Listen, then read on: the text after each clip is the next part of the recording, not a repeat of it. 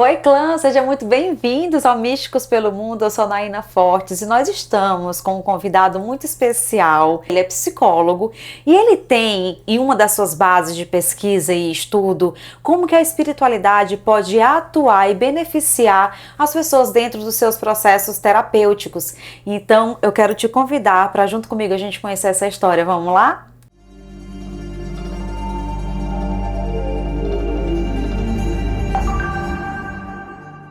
Pedro, eu quero te agradecer imensamente por você ter aceito o nosso convite de participar aqui no Místicos pelo Mundo. E eu quero que você comece falando a sua história. Quem é o Pedro Fonseca?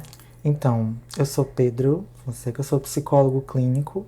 Eu atuo com a Gestalt terapia, que é uma abordagem que tem de base o humanismo, Sim. que também contribui a questão da fenomenologia e do existencialismo, olhando para o sujeito com a totalidade que ele é, olhando para todas as dimensões que nós somos, dimensão física, emocional, mental, social e o espiritual. Que ótimo. E eu quero entender como foi que você iniciou esse processo de trazer a espiritualidade para dentro do consultório, para dentro da clínica.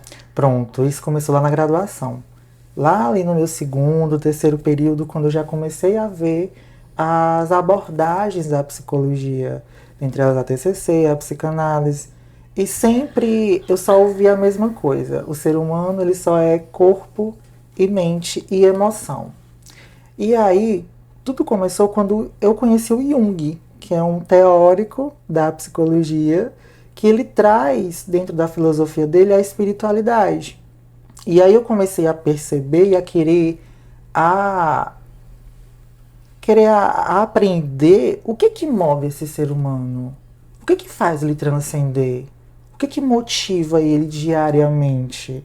Porque quando a gente fala de espiritualidade, não necessariamente é ligado a uma religião, Sim. mas ligado àquilo que transcende, aquilo que nos faz estar conectado com nós mesmos. Então surgiu ali no meu segundo, terceiro período da psicologia. Que massa! E aí, foi fácil, foi tranquilo para te trazer a espiritualidade para dentro da clínica? Foi bem desconfortável no começo, porque as pessoas acreditavam que tinha ligação com a religião. Mas é quando a gente traz o verdadeiro conceito de espiritualidade, a gente consegue desligar uma teoria da outra. A gente consegue desvincular. E aí, como foi todo esse processo de desconforto, o mais difícil foi fazer com que essas pessoas elas também se envolvessem em acreditar que o ser humano tem uma sua espiritualidade. O ateu, uma pessoa que é religiosa. Tem um artigo que é do João Paulo 2025 agora, que ele fala que as contribuições da Gestalt terapia no cuidado da espiritualidade. Que ele tem um trechinho que fala assim, toda religião tem a sua espiritualidade, mas a espiritualidade, ela não tem religião. E é entender que as duas não são a mesma coisa, mas se conectam. Todas as religiões têm espiritualidade. Tem a sua espiritualidade. Mas espiritualidade não tem religião. E você tem alguma religião? Tenho. Eu faço parte do espiritismo, né? Também sou iniciado no candomblé há 10 anos, por aí. Me iniciei em Salvador. E a minha espiritualidade é essa. Mas também a minha espiritualidade é meditar, é entrar em contato com a minha essência, com o meu propósito de vida, com a minha individualidade. E por que a respiração? Porque é o princípio básico de sobrevivência. Você precisa respirar. Sim. Tu falou da questão de transcender. O que é transcender? Transcender é estar mais em contato com a sua existência, com o teu propósito de vida. A gente acha que transcender é sempre estar bem. Mas dentro desse processo de transcender, é importante a gente falar sobre dois conceitos. O nosso lado luz e o nosso lado sombra. E transcender está ali no meio. A gente está muito focado no nosso lado luz, que é a alegria, a felicidade, e o nosso lado sombra. Então transcender é colocar esses dois lados em equilíbrio. É juntar essas duas bolas e torná-las um só. Isso é transcender. E como que a gente consegue entrar nesse processo? De transcendência? Sim, o que a gente faz no dia a dia? Existe alguma prática? Como é esse processo da gente conseguir chegar nesse meio ou equilíbrio dessas duas polaridades, luz e sombra? O silêncio. Tem até uma prática que a gente pode até fazer, que é ficar 1 minuto em silêncio. A gente fica ali em silêncio e no final a gente questiona. Eu fiquei em silêncio? Não só o silêncio verbal, mas o silêncio mental. Eu consegui ficar em silêncio. E aí, a partir disso, que a gente vai se conectar com essas ideias. Como é que eu estou verdadeiramente, internamente? Eu estou com o meu lado luz ou estou com o meu lado sombra? Como é que eu me sinto verdadeiramente? É uma conexão mais interior. Sim. É um contato mais interior. É quando o próprio Fritz Perls, o teórico da Gestalt, ele fala que para a gente transcender, a gente precisa se desconectar desse mundo, que muitas vezes é barulhento, e se conectar com aquele silêncio. Entrar em um processo de contato interior. É desafiador, né? Muito. E assim, a teoria ela é muito linda. A prática é desconfortável. E aí a gente, dentro do processo terapêutico, com a espiritualidade, a gente traz a disciplina. A gente precisa estar disciplinado para vivenciar tais processos. Sim. Mas não quer dizer que esse processo de disciplina ele vai ser eterno. Nós somos seres humanos. Vai ter dias que a gente vai estar bem, vai ter dias que a gente vai estar mal. E o importante é o que eu faço quando eu estou mal. E o que a gente faz quando a gente tá mal? A gente vivencia esse processo. Mergulha, deixa aquela dor, aquela sombra chegar. Sim. E sentir ela. Uma hora você vai precisar vivenciar ele. Não tem como fugir. Não tem como fugir. E aí parte de uma definição da Gestalt, que é acolher a sua totalidade. Porque aquilo também faz parte da tua totalidade. Quanto mais a gente negligencia aquilo, mais a gente vai entrar em um processo de sofrimento. Pedro, e é tão natural, já é tão naturalizado. A gente já cresce numa sociedade em que nós somos ensinados a não chorar. Principalmente os homens, não chora, né? Homem não pode chorar. Às vezes a gente tá triste, tá deprimido. Eu não posso ficar, vou botar uma música para alegrar, para subir a energia. Isso é um processo que a gente pode chamar de exclusão. Eu estou excluindo, não quero olhar para essa sombra, para essa dor. Sim. E o que acontece quando a gente nega, rejeita o meu lado sombra, que eu entendo que são todos esses processos mais dolorosos e desafiadores que cercam o ser humano. O que acontece quando a gente não quer olhar para esse lado e só quer se considerar luz o tempo todo? Só quer olhar para as alegrias, para as felicidades, para as coisas boas da vida? Tudo atrapalha. Uma hora ou outra isso vai aparecer. A gente não consegue fugir. Quanto mais aquela dor é silenciada, mais ela vai te consumir. E aí tem até um exercício que eu até passo muito para os meus clientes, que é: e quando você está sozinho? Você está confortável? Porque a gente pode estar muito bem dentre as pessoas, ao redor de muitas pessoas. Mas e quando a gente está sozinho? Aquilo vai estar ali com você. É como eu sempre falo. Você pode olhar para o teu lado luz por duas visões, por dois olhares. Imaginando que ela é uma criança. Imagina só que aquela criança, você está passando em frente a uma loja de brinquedos, aquela criança chora. Ela vai espernear, ela vai gritar, ela vai chamar a tua atenção. Você tem duas alternativas. Ou você faz de conta que aquela criança não está chorando, mas sabendo que aquele grito, aquele choro está te incomodando. Você faz de conta que ela não está nem ali, mas aquilo te incomoda. Ou você espera essa criança parar de chorar, chega até perto dela e pergunta: o que está acontecendo? São duas alternativas que a gente pode ter. Uma, a gente negligencia. a outra a gente acolhe. Acolher a si mesmo. Acolher a si mesmo. E é um processo bem desafiador. Sim. A teoria ela é muito linda. A teoria ela é linda. A prática é muito desconfortável. E até uma coisa que eu converso muito com os meus clientes. Estejam em contato com vocês mesmos. Estejam em contato com o que vocês sentem, com o que vocês percebem. Que em Gestalt a gente trabalha muito essa questão da percepção. A gente valida a percepção. Então, se aquela percepção, por mais que ela esteja distorcida, mas ela precisa ser validada, porque você está sentindo. Se você não validar, aquilo vai te consumir, aquilo vai te corroer. E Pedro, como que a gente pode fazer isso? Porque assim, a gente sempre fala aqui para as pessoas, né? Tanto nos meus atendimentos, enfim, nas minhas redes sociais, eu como terapeuta também, aqui no Místicos pelo Mundo a gente sempre fala, vamos desenvolver essa conexão consigo mesmo. Mas ainda, vez e outra, tem aquela pessoa que diz assim, mas como que eu me conecto comigo? A gente já falou do silêncio, né, de se auto-observar, mas assim, na prática, na teoria, o que uma pessoa pode fazer para que ela perceba que ela está desconectada de si e que ela perceba que ela está conectada consigo? O corpo. Uma das grandes observações que podemos fazer é o nosso corpo. Como é que o nosso corpo está naquele momento?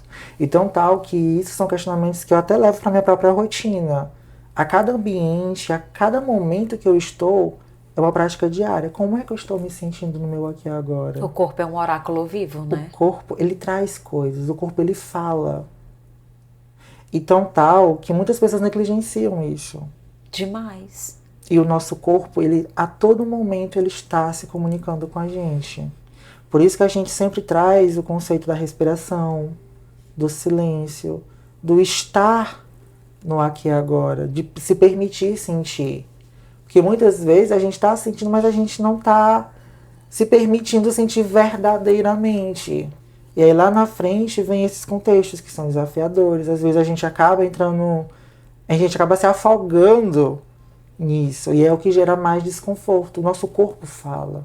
Então a primeira coisa é perceber como você se sente a nível corporal. Depois é se perceber a nível emocional. Qual é a emoção que eu estou sentindo agora? É uma alegria? É um desconforto? É uma ansiedade? É uma tristeza? É uma angústia? Segundo, como é que está a minha respiração? Ela está ofegante? Ela está lenta? Ao falar, eu consigo respirar bem? São os 3 principais pontos que a gente precisa observar e avaliar. Pedro, você estava falando da questão da respiração. Você também trabalha nesse processo de auxiliar as pessoas a compreender o seu eu através da prática da meditação. É isso? Eu quero que tu fale um pouquinho mais sobre isso. Bom, eu trabalho com Mindfulness, né, que é uma ferramenta terapêutica que ela ajuda muito a gente estar conectado com nós mesmos, com o nosso aqui e agora. Então, tal que a tradução dela é atenção plena. É você estar em atenção plena no teu aqui e agora, sem posturas de julgamentos. E a gente até brinca achando que a gente tem diferenciado a meditação para o Mindfulness, embora o Mindfulness seja uma meditação. Mas qual a diferença? Enquanto a meditação você fica parado, recitando mantras, né, todo aquele processo, o Mindfulness ele já é algo mais ativo. É como se o teu sistema frontal neurológico ele estivesse ativado. Então você está consciente do que você está fazendo. E aí traz muito aquela questão do café. Quando você toma café, você toma para você apenas se saciar porque você está com fome, ou você toma para você sentir o gosto daquele café. Então, o Mindfulness, ele traz muito essa questão de você estar conectado com aquilo que você está fazendo, com a respiração. Quando você está lavando alguma louça, o que você está pensando ali? Ali pode ser feita uma prática de Mindfulness. E quando você está atendendo, como é que você está se sentindo? O que aquele momento ali simboliza para ti? Como é que está essa tua atenção plena? E o Mindfulness, ele traz muito essa questão também do lidar com a ansiedade. A gente pode trabalhar o mindfulness no lidar da ansiedade, que também está ligado com a espiritualidade, que te ajuda a entrar em sintonia com o teu aqui e agora, ter contato mais com você mesmo. Sim. Até porque a gente vive num mundo que ensina a gente a estar o tempo todo ou produzindo, né? A gente, muitas vezes tem pessoas que se sentem culpadas por descansar. E eu acredito que isso é importante, até mesmo a culpa de eu não consigo meditar, minha cabeça não consegue parar para meditar. E o outro lado, eu não consigo estar em estado de presença, porque se eu tô aqui, eu tenho que estar aqui. Mas foi o que você falou. Quando você tá lavando louça, onde é que você tá? No café, você tá tomando café para se saciar ou de fato você tá degustando para sentir aquele gosto? E é tão desafiador, Pedro, a gente tá no presente, no aqui no agora. E assim, eu digo por mim, no começo foi bem desconfortável. Eu conheci o Mindfulness em 2015, quando eu comecei a fazer minhas primeiras práticas. Então no começo foi muito desconfortável para mim. Antes eu comia assistindo alguma coisa, não me sentava na mesa, era muito acelerado. Na época de estudante, que a gente não tinha vida, era aquele aceleramento. E até uma coisa que a minha psicóloga falou pra mim uma vez, que até hoje pra mim faz sentido. Você pode escolher ficar acelerado ou desacelerar. A gente tem essa escolha. E aí foi ali onde eu comecei a incorporar o mindfulness na minha rotina. De quando eu comer, eu me desligar das telas. De quando eu ir dormir, eu tirar ali um tempo para eu sentir a minha respiração. Como é que foi meu dia? Como é que eu tô me sentindo?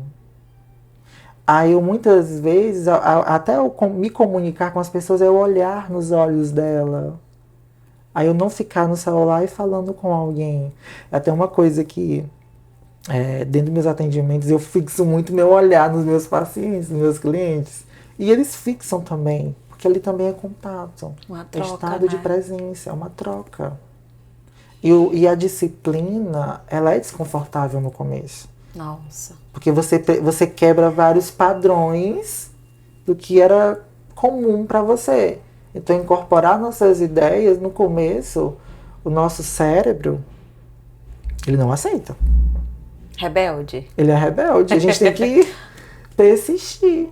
É desconfortável. Muito desconfortável. Por isso que a constância é importante para que a gente consiga. É a mesma coisa quando a gente vai fazer uma dieta, né? A gente não consegue ali de imediato já ter todos os resultados. Por isso que eu costumo muito falar, eu acredito que seja também o seu pensamento, que cura não combina com pressa. Sim. Quantas vezes a gente está desesperado para acabar uma dor, um sofrimento, uma questão. Ai, meu Deus, de novo esse problema. E a gente vai devagarinho, devagarinho, até a gente ir acessando tudo que a gente precisa para poder curar. E essa técnica, ela é muito importante para você se observar. Existe alguma coisa que a gente possa fazer em casa, por exemplo? Uma técnica, um movimento que você oriente as pessoas fazerem em casa? Claro. Em um espaço que seja confortável. Dentro do seu quarto, pode ser até mesmo dentro do carro. Apenas sente a tua respiração. Observa como é que ela entra e como é que ela sai. E observa os pensamentos. O que eu estou pensando enquanto eu respiro? Como é que está esse pensamento? Ele está influenciando a minha respiração? Quando eu penso em algo assim desconfortável, eu consigo perceber a minha respiração começando a ficar mais ofegante. E tem também um outro exercício, que é a questão do espelho. Sim. Que é você dentro de um espaço que tem um espelho e você fixar o teu olho naquele espelho. Serve também o celular, se tu olhar para a tela? Eu não orienta? Não oriento. Espelho se mesmo. Desconectar um pouco do celular. O espelho. Olha internamente. Olho no olho, no teu reflexo. O que você sente quando você vê? E quando você se sente se vendo, o que teu corpo te traz? Tua respiração fica ofegante? Qual é o primeiro pensamento que você tem ali? esses exercícios, eles nos trazem um melhor contato com o nosso aqui e agora. Então, aqui eu até oriento muito os meus clientes, quando eles me perguntam essa questão de como meditar. Sim. E eu digo, 2 minutos durante o dia. Porque tem essa crença. É até uma coisa que eu quero falar pra vocês, por isso que eu escolhi o Pedro pra esse episódio. Porque assim, a gente fala, vamos meditar, e tem muita gente que diz, primeiro eu não tenho tempo. Sim. Segundo, isso é besteira. Terceiro, isso é coisa só pra quem tem, sei lá, dinheiro, pra quem não tem o que fazer, porque tem essas coisas também. Isso aí é coisa pra quem não tem o que fazer. E outra eu não consigo parar pra meditar, não consigo ficar com a minha mente vazia pra meditar. Isso é uma crença, não é? Sim. E até uma coisa que aqui na Casa Prana a gente fala muito, que tem até alguns estudos que podem trazer isso, que pensamento a gente não controla. Tá vendo? A gente educa. A gente gera educação sobre esses pensamentos. Mas para gerar educação, a gente precisa validar esses pensamentos e se permitir sentir esses pensamentos, tanto a nível emocional como corporal, para você mudar e gerar disciplina sobre esses pensamentos. E a gente faz por meio dessa autoobservação, a gente se perceber. Sim. Que muita gente diz assim, eu não quero meditar, eu não consigo. Mas aquilo é uma prática, você precisa ter disciplina. Eu até digo, olha, você não precisa tirar 10 minutos meditando. Apenas 1 minuto. Eu atendendo muitas pessoas, sim, elas dizem, Pedro, como é que eu começo a fazer? O espaço que você tá, apenas fica ali um pouco. Se desliga um pouco do celular, do notebook e apenas se observe. Se você sentir em fechar os olhos para essa conexão ser mais profunda, você pode fazer. E eu até aconselho, coloca até um despertador, se fizer sentido. Sim. 1 minuto dentro da rotina. Porque aos poucos você pode ir aumentando para 2, 3, 4, 5 e assim começar. Eu digo isso porque para mim também foi muito desconfortável no começo. Nossa, aquela ideia de meditar era muito desconfortável. Mas aí depois eu fui gerando disciplina sobre isso. E eu vi o quanto que isso melhorou na minha saúde mental, na ansiedade, no se perceber. E principalmente a estar mais em contato com a minha existência e com a minha individualidade. Importante esse ponto que você trouxe da meditação auxiliar no processo da saúde mental. Como que se aplica? Quais são os benefícios, por exemplo, da meditação? A gente se colocando nesse lugar ativo de se comprometer de 1 minutinho, gente, por dia. Se você falar assim, não tenho 1 minuto por dia para meditar, então tá tudo errado, porque se você não tem 1 minuto para você se dedicar para si mesmo, sim, a gente precisa rever muitas coisas aí. Apesar da gente entender que tem muita gente com realidades diferentes, né? Mas 1 minutinho do seu dia, como ele tá falando, no carro, no trem, no ônibus, se você fechar os olhos naquele momento que você tá fazendo alguma coisa e respirar, você já tá praticando a sua meditação. Mas me fala os benefícios da prática da meditação para a saúde mental, para quem tem ansiedade, para insônia. Me fala sobre isso. Pronto, a meditação, ela também aumenta a serotonina. Sim. Então, com a serotonina, e principalmente se a pessoa fazer uma prática de manhãzinha cedo, assim que ela levantar, ela pode perceber que o dia dela vai estar mais presente. Ela vai, com esse processo, ela vai percebendo que o quê? Ela vai primeiro perceber a ansiedade. Ela vai, olha, estou com ansiedade. E a meditação, ela ajuda muito na ansiedade, nessa questão de controlar a respiração. Quando a gente está com ansiedade, a primeira coisa que aumenta é a nossa respiração e os batimentos cardíacos.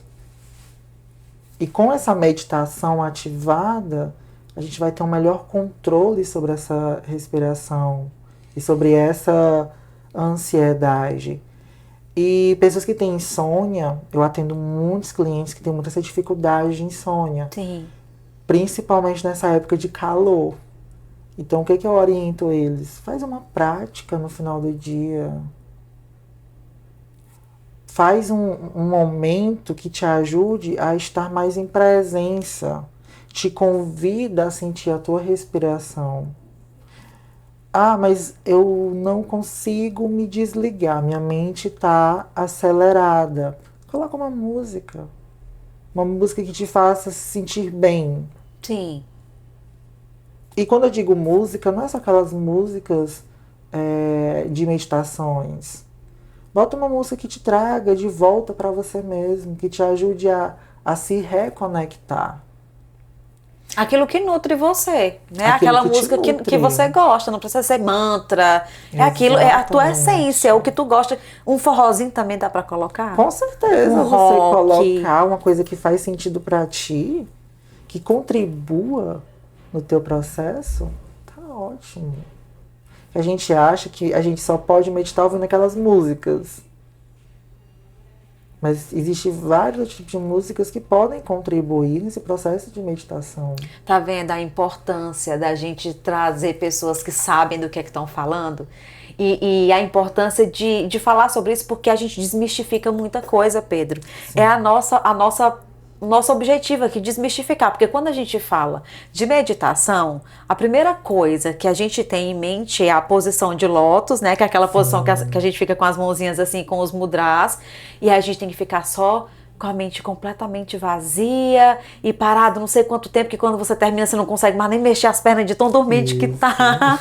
E aí, olha como é bacana, a gente sai até do lugar de autocobrança. Sim.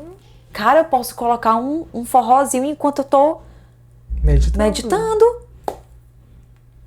Eu posso respirar enquanto eu tô fazendo atividade física, em estado de presença. Então eu não preciso parar tudo da minha vida, porque eu não tenho muito tempo pra ficar né? Isso. Que bacana.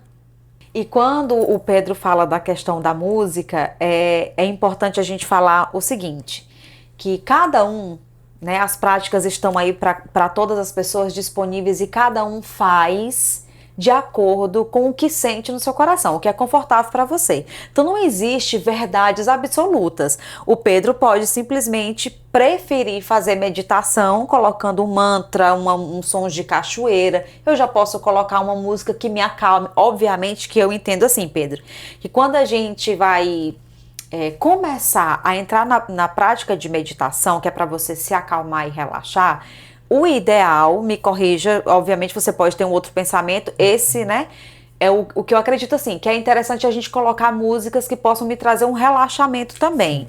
Claro que se você tiver um forrozinho aí que você se acalme, que lhe traga aquela sensação de bem-estar, de tranquilidade, de preenchimento e de nutrição, vai ser bom para você. Agora, se eu não tenho a menor afinidade com mantras e a gente ter essa ideia de que a gente só pode meditar se for com mantras, é isso que eu quero trazer para vocês, de que não, a gente não precisa somente meditar se for com mantras. O importante é que você coloque uma música que te traga relaxamento, que te traga bem-estar e tranquilidade. Você concorda com esse ponto de vista? Perfeitamente, sim. Algo que faça sentido para individualidade e para a própria subjetividade do indivíduo, do ser humano. É isso.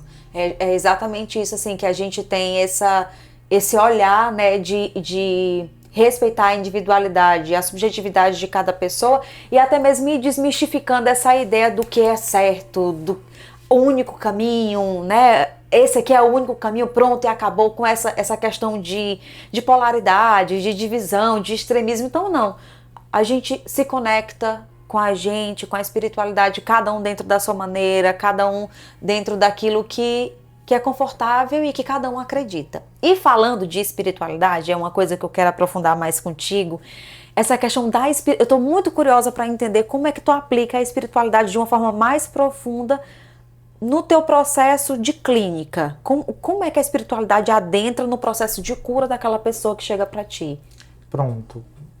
A espiritualidade, ela chega no consultório, muitas vezes não é nem com uma religião, mas é com um silêncio, é por meio de um choro, muitas vezes é por meio de uma angústia, que a pessoa, que o cliente, ele não consegue explicar. E a gente mergulha nessa espiritualidade, entendendo aquela angústia daquele ser humano. E aí uma das grandes perguntas que eu sempre faço dentro do consultório, quando o meu cliente traz essa demanda para mim, é: o que te motiva em termos de sagrado? Qual o sagrado que te motiva? Ah, Pedro, é Jesus Cristo, é Buda, é Ganesha, é Oxalá, é Iemanjá. A gente precisa aprofundar o que a espiritualidade daquela pessoa é. O que ela acredita. E aí, a partir dessa compreensão, a gente vai entendendo como é que essa pessoa vai se motivando. É entender essa espiritualidade de uma forma mais subjetiva. E aí a gente entra numa postura de acolhimento, de afeto, de ajudar essa pessoa a entrar em contato com isso, que faz sentido para ela. E principalmente a fortalecer essa conexão dela com essa espiritualidade.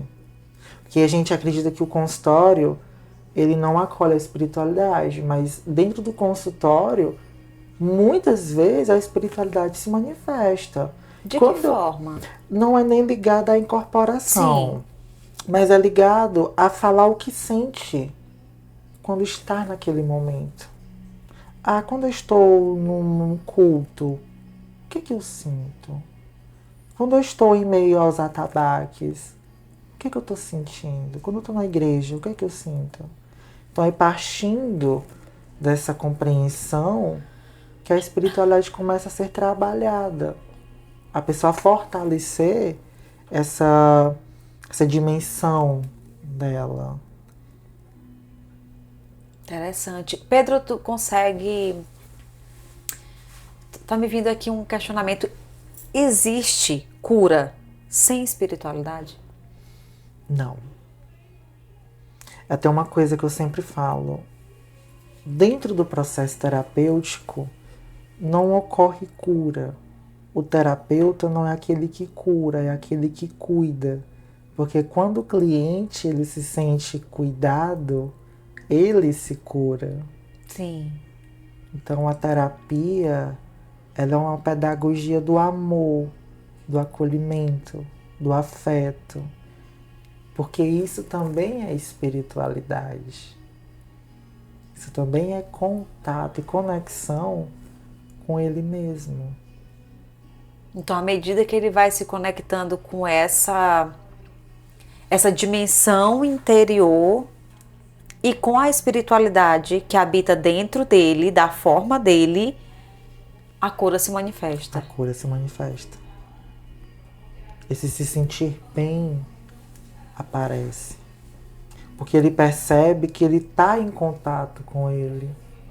Ele consegue perceber o que ele sente, o que ele pensa, o que se manifesta nele. E isso também é transcender. Isso é.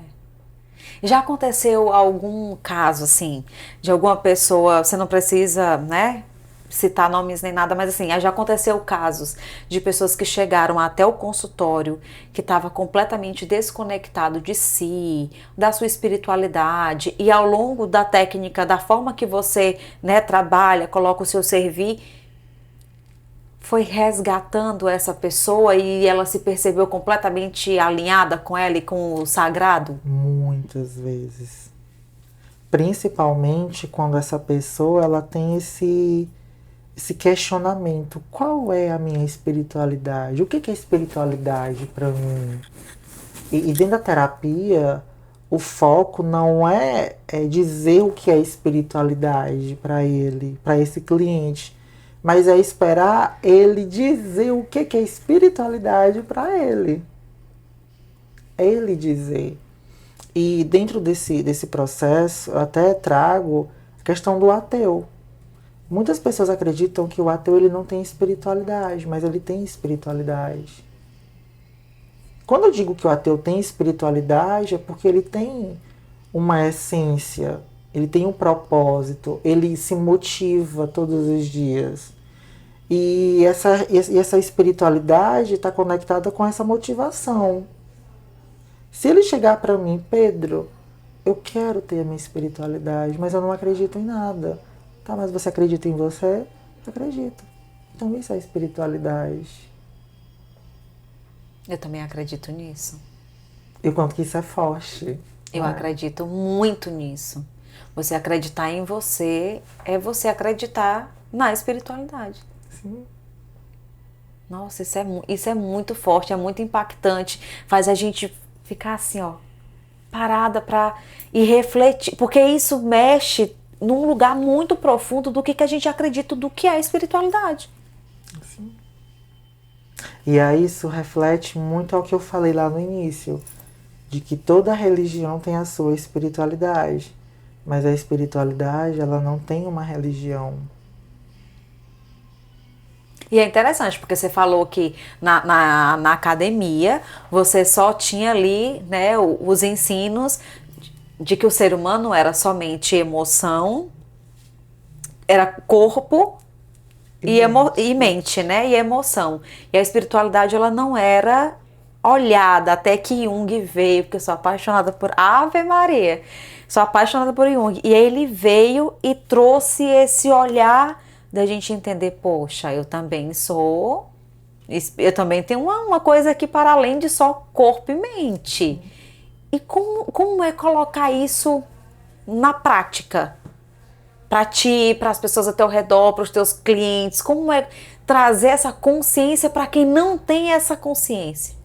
Pronto, é principalmente o primeiro ponto, se enxergar que existe algo para além da persona, existe algo além da pessoa. E até uma coisa que na graduação eu aprendi muito estudando essa questão da espiritualidade, é que é algo interno. E levar isso para as pessoas também é um pouco desconfortável. Porque naturalmente, quando a gente fala de espiritualidade, a gente está falando de um processo existencial, a gente está falando de um processo de estar em contato, de conexão consigo mesmo. E muitas pessoas, às vezes, elas nem se permitem a entrar em contato, a saber o que de fato é essa espiritualidade que elas acreditam. E assim, o Jung, ele é um teórico que ele traz muito essa questão do estar em contato com a sua totalidade.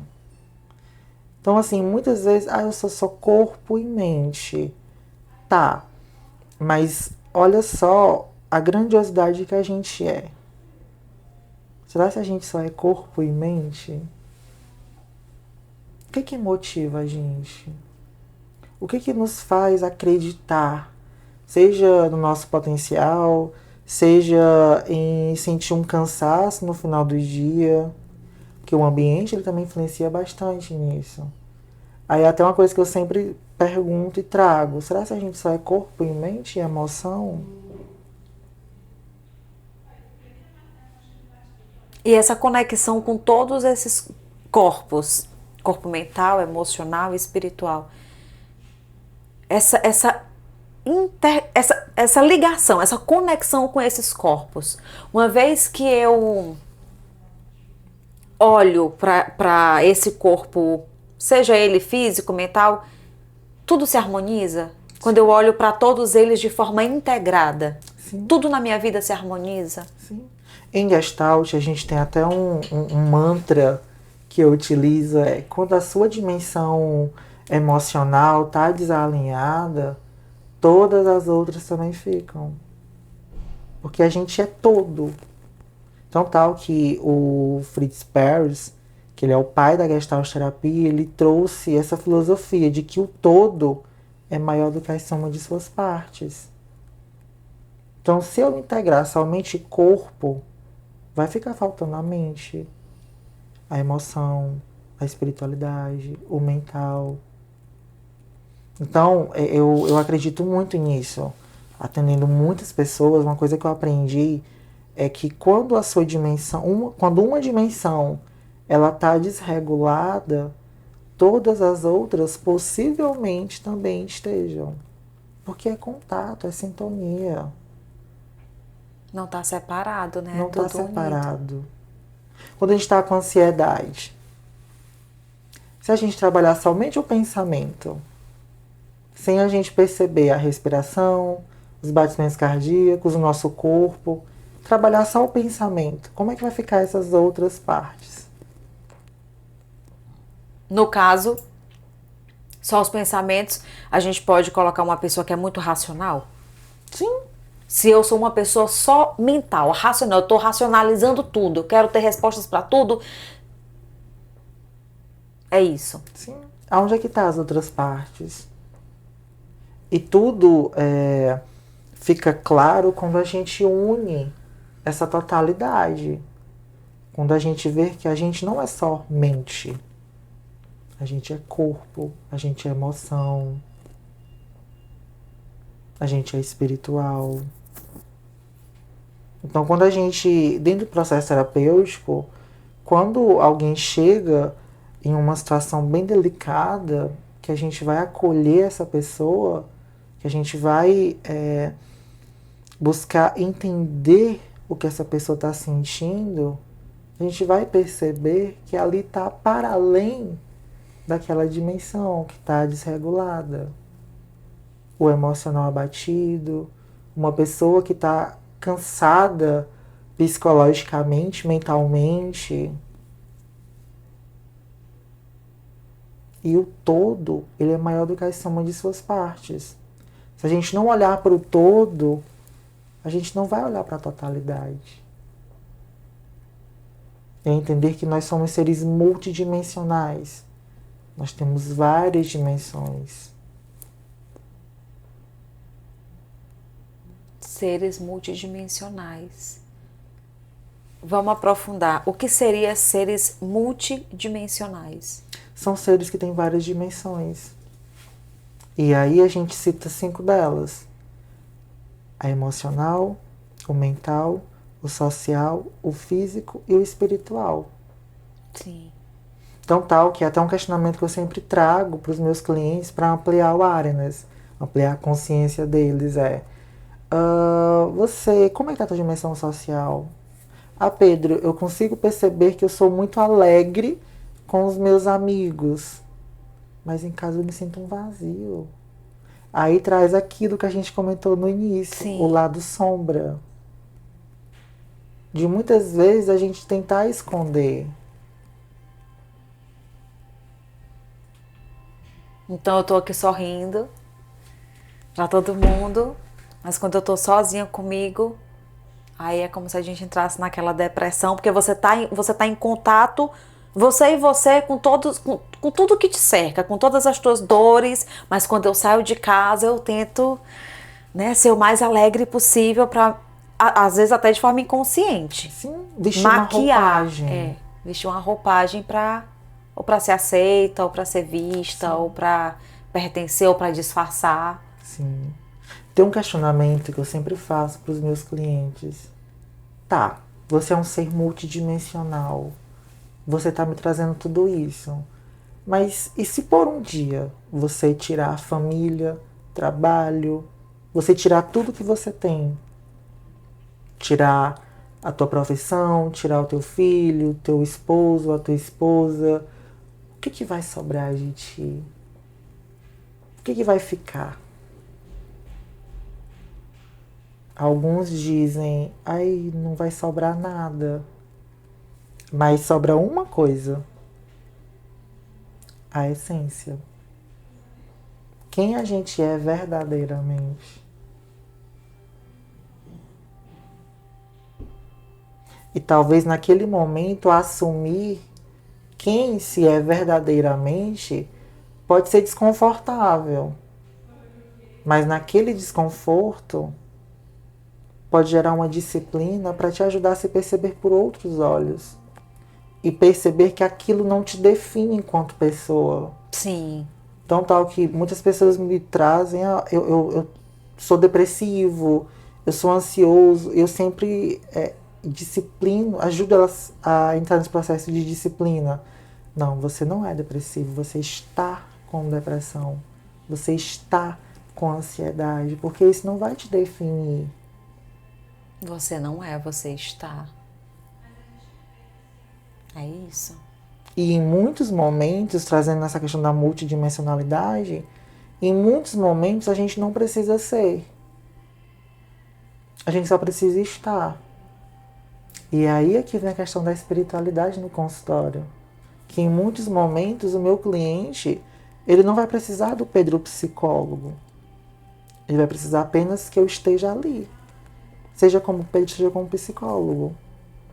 Porque você não precisa ser. Você só precisa estar. E isso é muito poderoso. Isso é muito poderoso. De verdade. Só estou. Sim. Só estou aqui. Nossa, isso é muito forte, porque quantas pessoas só querem que alguém esteja ali para ser vista, para desabafar, para contar as suas dores, né, os seus problemas. Isso é muito poderoso e é transformador. Existe alguma situação assim de pessoas que no teu dia a dia se conecta com a espiritualidade de forma diferente, que foi assim inovador para ti? Sim. Eu já atendi uma pessoa que ele... essa pessoa, ela utilizava o tarô para se comunicar. E aí, em meio àquilo, eu fui observando, eu fui... Mas para se comunicar com você, para se comunicar em termos de emoção. emoção. E aí eu fui Nossa. entender que foi aquela forma que essa pessoa conseguiu se adaptar em meio a um diagnóstico para se comunicar. E eu achei aquilo muito interessante. E em Gestalt terapia, a gente valida tudo. A gente precisa validar. Não exclui nada. A gente não exclui nada. Acolhe mesmo a totalidade do ser humano. A totalidade Gente, do ser como humano. isso é importante. Como isso é importante. Isso acelera o processo de cura, não acelera? Acelera. Porque a pessoa, ela se sente pertencente. Ela se sente amada. E em Gestalt terapia, tudo parte da relação terapêutica. Se não tiver relação terapêutica, o processo não flui. Como aquilo que eu te trouxe. O terapeuta em Gestalt não é aquele que cura, Sim. é aquele que cuida. Porque quando o cliente se sente cuidado, ele se cura. E como era que funcionava com o tarô? Eu tô curiosa agora pra saber disso. Olha, no começo foi uma experiência muito linda. No primeiro contato foi uma experiência muito linda, foi muito válida. Ele trazia o tarô pra sessão? No começo ele perguntava, eu posso levar? Falei, pode. Claro que você. Aqui é teu espaço. Eu até costumo dizer, a primeira sessão com meus clientes, a primeira coisa que eu falo, aqui você pode ser quem você quiser ser. Aqui é o teu espaço. No começo, e existe estudos de integrar isso. Sim. Existem estudos. E aquilo foi uma coisa muito diferente para mim, mas foi uma coisa assim tão poderosa, porque você para pensar que existem vários tipos de comunicação, da pessoa se comunicar. E essa foi uma comunicação muito diferenciada que eu tive na minha experiência enquanto psicólogo. E a gente validou. E era muito lindo porque ele colocava e ele falava como ele estava se sentindo em meio àquilo. Que interessante. E além dele explicar o que ele estava sentindo, ele pegava a carta para explicar o que a carta representava para ele. Nossa, que mágico. E aí aquilo ele trazia como um processo de autoconhecimento para ele. Dele se perceber no aqui e agora. Então tal que era uma das grandes perguntas mais difíceis que ele tinha dificuldade quando eu perguntava. O que você está sentindo agora? Como é para você vivenciar essa experiência? E o silêncio ficava, ficava, ficava. Aí chegou um dia que ele perguntou: posso trazer meu tarô? Eu, claro, você pode trazer. Então é validar a experiência do cliente. Porque aquilo para ele é muito importante. Então automaticamente para mim também é importante. Porque isso contribui no processo do autoconhecimento dele. Do autodesenvolvimento. Do Porque autodesenvolvimento. é muito, assim, existem pessoas e pessoas, né? Eu acredito muito que ter essa abordagem, que eu tô apaixonada e eu confesso que eu não conhecia, já tinha ouvido falar, mas assim, de aprofundar como você tá aprofundando agora, tá me deixando bem apaixonada e eu vou começar a estudar isso. E mas é importante porque assim, se você recebe no seu consultório uma pessoa que tem uma mediunidade ostensiva, se você recebe uma pessoa que não tem a menor noção que tem mediunidade, mas que as questões que ela está vivendo na vida dela é por conta de um processo espiritual, né? E não somente psíquico. Ter esse olhar que você tem, essa abordagem que você tem, que você trabalha, isso ajuda até eu entender o que eu estou passando e quem eu sou. Sim. A validar a própria experiência. Gente, isso é fantástico. E em Gestalt terapia, tudo que faz sentido para o cliente, tanto é que a gente nem fala paciente, a gente fala cliente, porque ele é um sujeito ativo no processo dele, ele é responsável pelo processo dele. Então, se aquela experiência ela é válida para o cliente, ela também precisa ser validada dentro do processo terapêutico, porque aquilo contribui. E como é que você percebe, Pedro, isso é novo para a área da psicologia ou é algo que é já bem antigo? Isso faz parte desse despertar dessa nova era? Ou como é que tu enxerga tudo isso? Olha, eu acredito que isso sempre existiu. Muitas pessoas é que não dão conta de abordar tal tema. E também pela falta de estudo, de artigos, na verdade, que não falam sobre isso. Então, mergulhar nesse tema também é mergulhar que lá antigamente, quando a psicologia começou a ser traduzida enquanto ciência e profissão, existia esses fenômenos, existiam esses processos. Sim. E eu acredito que agora, com a ciência evoluindo, a gente consegue ter melhores percepções sobre esse processo. Não à toa que a gente já tinha Jung, né, que trazia tantas abordagens. Inclusive, eu tenho um livro maravilhoso, Jung e o Tarot. Gente, esse livro ele é incrível. Mas assim, a gente sabe que tem esse olhar que não é de hoje. Mas assim, o que eu tô querendo saber é... Eu tô conseguindo perceber que agora... Parece que as pessoas estão expandindo mais a consciência e está surgindo mais pessoas disponíveis e dispostas a trabalhar, atuar, se mostrar com esse seu mesmo olhar. Por exemplo, a gente fez a entrevista com o Bernardo, psicólogo, eu também fiquei assim, encantada com ele falando de mediunidade dentro do processo clínico. Então eu estou conseguindo perceber que parece que aquela caixinha que limitava, que era... Parece que ela está se dissolvendo e está dando espaço para um novo olhar, que a gente pode considerar que é a nova era. Sim. Inclusive, você falando isso, me veio muito uma frase que eu ouvi de uma antiga professora minha, da minha abordagem, que ela falou assim para mim uma vez, que todas as abordagens precisam ser humanistas. E o que faz uma abordagem humanista é você olhar para o sujeito, para a pessoa, na totalidade que ela é, sem tirar e sem botar, da forma que ela é. E olhar por meio desse ângulo é olhar que existe mente, físico, emocional, social e espiritual.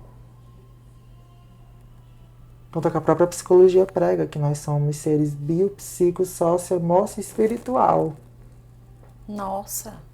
Nós somos um conjunto de tudo.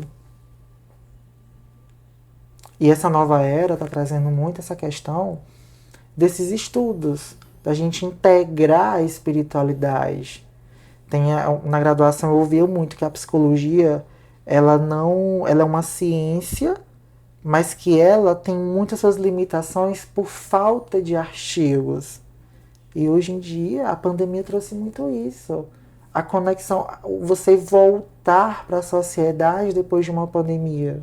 O apego à espiritualidade depois de uma pandemia. Tu sente que a pandemia foi um boom também para as pessoas despertarem para si com esse olhar espiritual? Sim.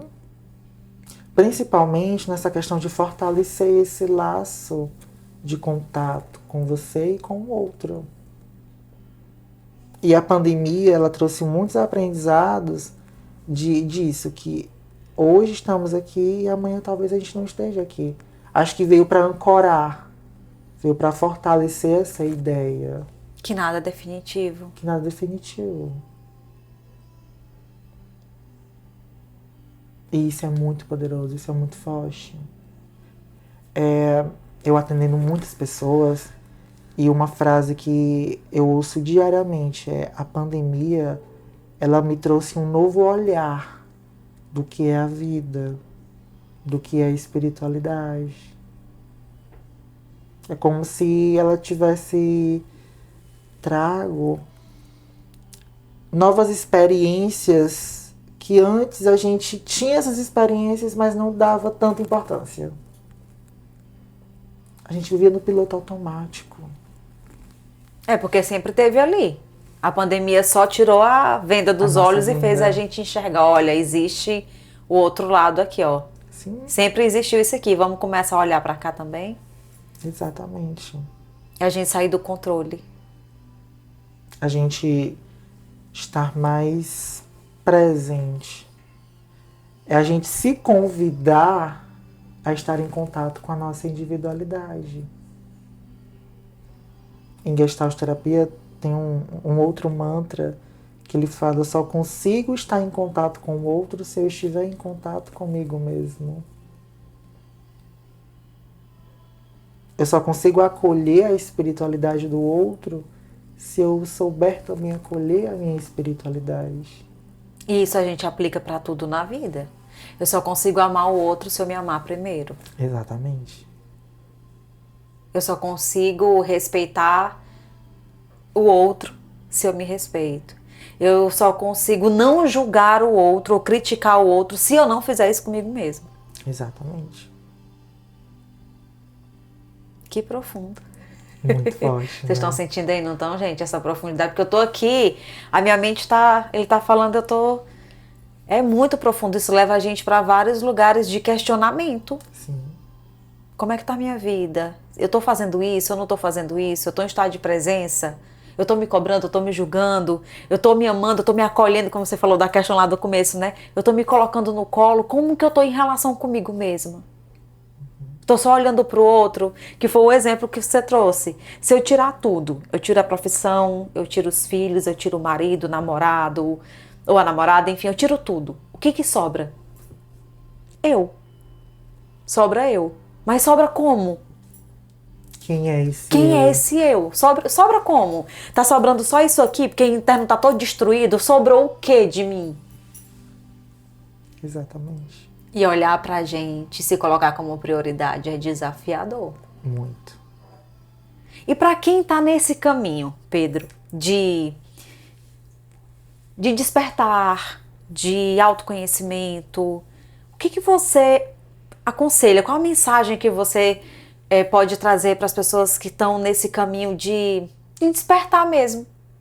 Buscar o processo terapêutico, buscar meditar e principalmente buscar essa conexão interna.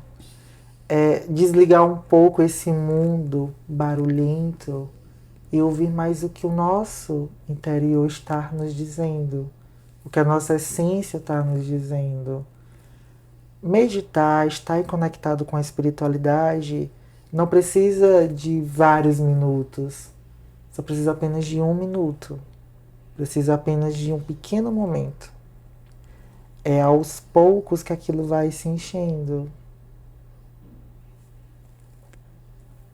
Então, eu queria te pedir 1 minutinho para a gente fazer uma prática, para as pessoas que estão em casa sentirem também, além de toda essa conversa profunda aqui, de aproveitar esse momento e meditar um pouquinho, Claro, respirar, fazer uma prática de conexão para iniciar esse processo de despertar, de conexão. Pode ser? claro, vamos sim. Então vamos lá. Então sinta-se à vontade, faça seu momento aí. Eu vou estar aqui só agora nos bastidores. Vamos tirar os sapatos? Vamos sim. A gente gerar esse ancoramento. A gente vai fazer uma prática que vai refletir muito nessa questão de estar em contato com a nossa respiração. Uma prática bem simples, mas que a gente pode até levar para o nosso dia a dia. A gente vai alinhar nossa coluna. A gente vai apenas sentir como esse ar ele entra e ele sai. Respira. Solta o ar pela boca. Respira. Solta o ar pela boca. Observa como é que está o teu pensamento, como é que estão os pensamentos. Observa como é que esse ar ele entra, como é que ele sai. E vai se questionando, existe algum desconforto no meu aqui e agora? Existe algum pensamento que ele me faz me desconectar do meu aqui e agora? Existe alguma parte do meu corpo que eu estou sentindo que eu preciso dar uma melhor atenção? Em meio a isso, vai respirando, solta o ar. Coloca a tua atenção para os teus batimentos cardíacos, para o teu coração. Sente ele. Ele está acelerado, ele está lento. Como é que tá os batimentos cardíacos? A cada respiração, ele fica mais acelerado, ele fica mais lento. Como é que ele se manifesta? E aí, de uma forma mais profunda, a gente vai gerar aquele mesmo questionamento. E se eu tirar tudo da minha vida? Se eu tirar trabalho, família, esposo, esposa, filhos, o que vai sobrar de mim? O que vai sobrar na minha existência? Esse pensamento, essa pergunta, ela é confortável ou é desconfortável? Respira. Solta o ar. E fica com essa pergunta. Fica com esse questionamento. Deixa um pouco de lado os questionamentos, o julgamento. Apenas observa essa pergunta. E em como você se sente fazendo essa pergunta para si mesmo. Respira. Solta o ar. E em uma postura de muito respeito e de muita gratidão, a gente vai voltando aos poucos, mexendo os dedos dos pés, mexendo as mãos, balançando um pouco a cabeça, sem pressa, abrindo os olhos lentamente. Ai, que maravilha! Ai, que momento gostoso e prazeroso. Eu quero te agradecer imensamente por essa oportunidade Eu que agradeço. de você trazer com tanta profundidade, sensibilidade, né, esse conhecimento. Eu tenho certeza que vai agregar muito para a vida das pessoas que vão assistir, que estão assistindo esse episódio. Então eu quero agradecer imensamente mesmo assim, no meu coração, da minha alma, né, esse momento tão lindo, tão potente e transformador também. Viu? Gratidão. Gratidão. Gente, vocês sentiram aí, né? Eu tô sentindo aqui. Só pela voz dele já traz uma calma, não traz? Eu sou calma, mas ao mesmo tempo eu sou muito acelerada, mas a voz dele já traz essa calmaria, essa tranquilidade, né? E assuntos profundos que fazem a gente refletir, que fazem a gente se questionar, que faz a gente olhar para o que a gente não estava olhando, muitas vezes perceber o que a gente não queria, negar o que a gente também não quer, né? Então eu convido você a mergulhar nesse convite que nós estamos trazendo aqui para você de se questionar sobre a sua vida e fazer as transformações que você precisa ir, né? Para que você tenha transformação, para que você possa transcender, como ele trouxe no episódio todo, e ter transformações de vida, tá? Então, quero também aproveitar a oportunidade e te convidar para se inscrever no nosso canal. Eu não acredito, eu não quero acreditar que você assistiu esse episódio todo e ainda não se inscreveu. Então se inscreve, ativa as notificações para você receber todos os episódios. Na hora que a gente colocar, já chegar aí para ti, para tu não perder nada, tá bom? E eu te espero no nosso próximo episódio. Até mais!